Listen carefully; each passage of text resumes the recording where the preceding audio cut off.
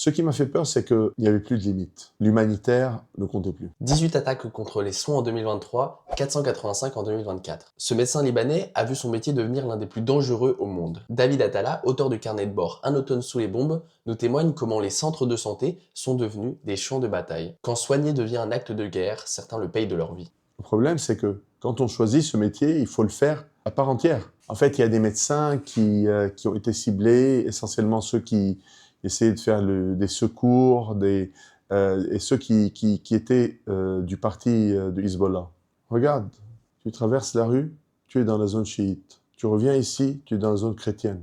La multiplicité des religions devrait être normalement une richesse. Quand vous avez des avis différents, c'est une richesse. Mais pour certains, les avis différents, c'est une guerre. Pour moi, le Liban devait être un labo exemplaire pour apprendre aux gens comment vivre ensemble, comment accepter l'autre, comment accepter sa différence. Le problème, c'est que on n'a plus de limites, on a peur, parce que du jour au lendemain, tout peut basculer. Tout ce que tu as fait pendant toute ta vie va basculer. Et ça, c'est pour rien.